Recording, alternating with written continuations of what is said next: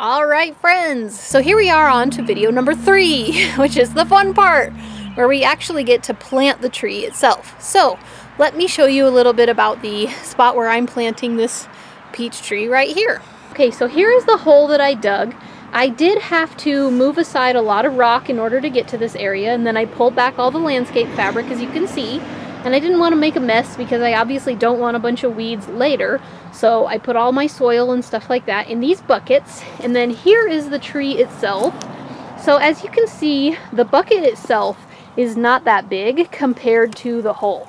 So a lot of people say that the hole should be about 2 times the size of the bucket. Some people say it should be 3 times the size of the bucket.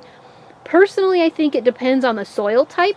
The reason you actually dig the hole wider than it's supposed to be according to the bucket size, not just the same size as the bucket it comes in, is because you want to make sure that you're getting enough area for the roots and you're loosening up the soil around it so that it can send out its roots. Basically what happens is when the tree is first planted, it sends out stabilizer roots. These go in all directions and it basically makes it to where the tree doesn't topple over. So if you dig the hole bigger than the pot itself that it came in, you're loosening up the soil around it so that it can easily and quickly get into those roots before the soil really compacts too badly.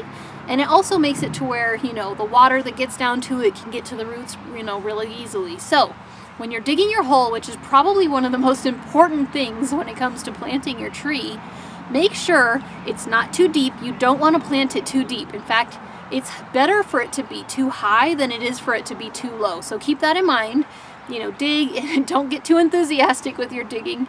Even double check to make sure it's not too deep. And don't be afraid to backfill underneath if you do dig too deep. But you almost can't dig too wide. So dig it just as deep as you need to, which we'll talk more about in a minute. But for the general rule, it's going to be about how deep it was in the pot, but not always. And then twice as wide, at least 2 or 3 times as wide as the pot that it comes in.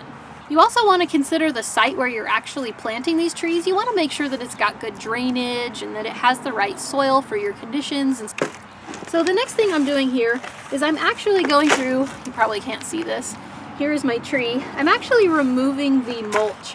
So I'm just grabbing it off with my hands and throwing it in this other bucket right here.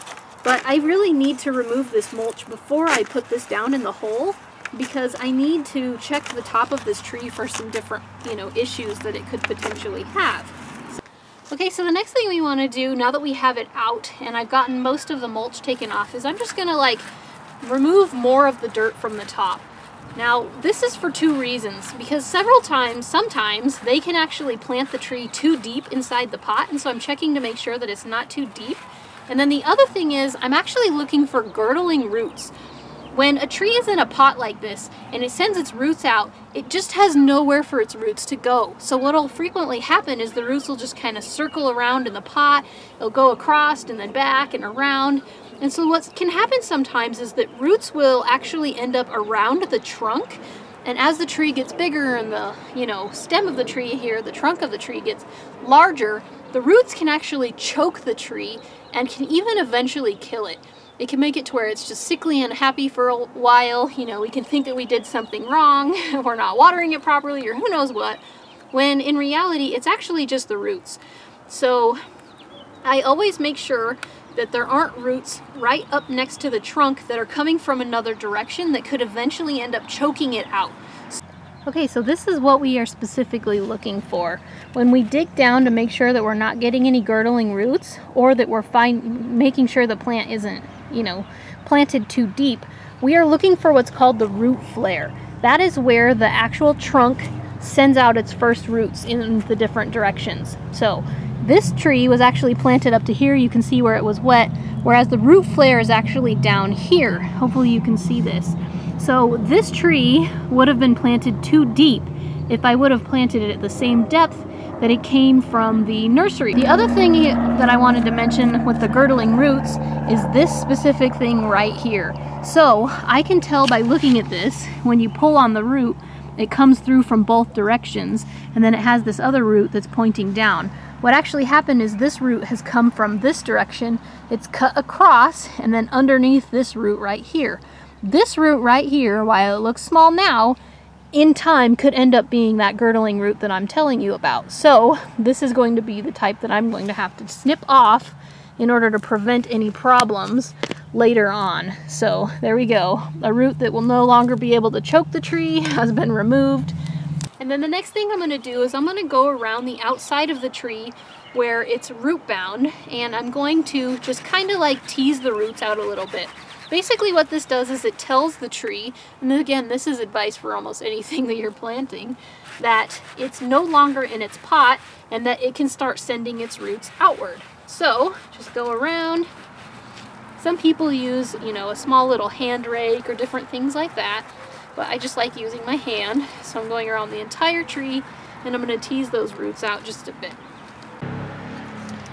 One thing you want to consider when you're actually placing your tree in your hole is the branch pattern. All of these tiny little twigs look like nothing much now, but they're actually going to eventually grow into the major trunks of the tree. So if you have a branch that's sticking directly toward the house or a driveway or a walkway, and that particular, you know, stick could end up growing into a big branch that blocks the walkway, this could cause problems.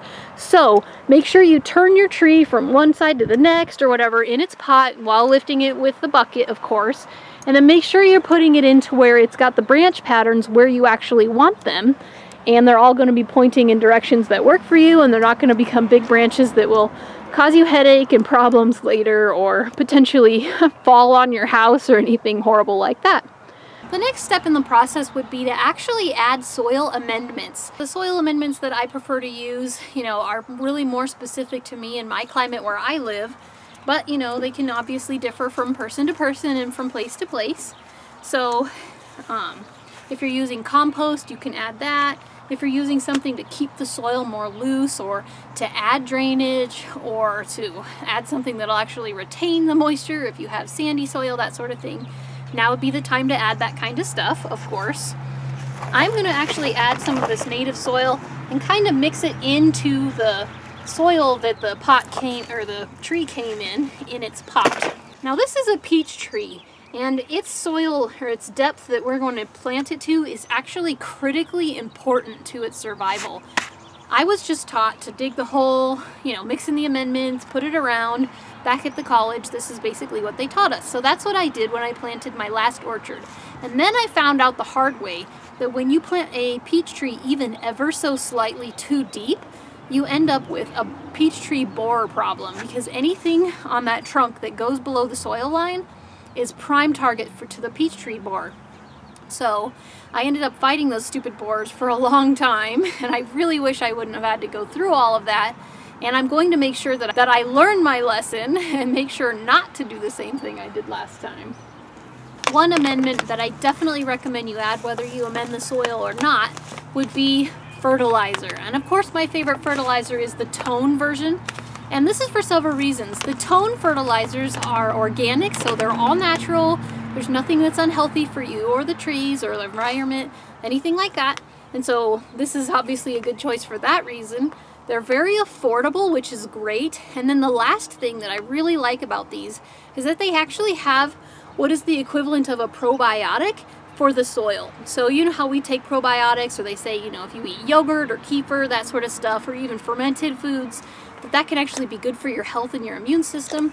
Well, in the same way, the probiotics that are in this fertilizer actually helps the soil to break down things, to have, you know, a healthier microorganisms in the soil and that sort of stuff. So the fact that this fertilizer not only, you know, contributes to the plant with, you know, aiding to its nutritional needs, but also the fact that it is able to, you know, give the soil a better, healthier microbiome is obviously great. So I picked up this, you know, tree tone fertilizer, and I'm going to use this on every single fruit tree that I plant this year.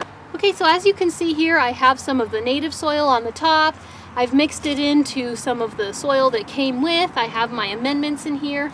And then I'm also going to be adding my fertilizer. And so I kind of add that all like intermixed. So some of the regular soil, the amendments, the fertilizer, kind of mix it together and then do the same thing again. Kind of like lasagna, just kind of adding the different layers, except for instead of keeping the layers separate, I kind of mix it as I go until I get up to the proper level where I want to be and then stop. I don't want to plant this tree too deep again, like I mentioned.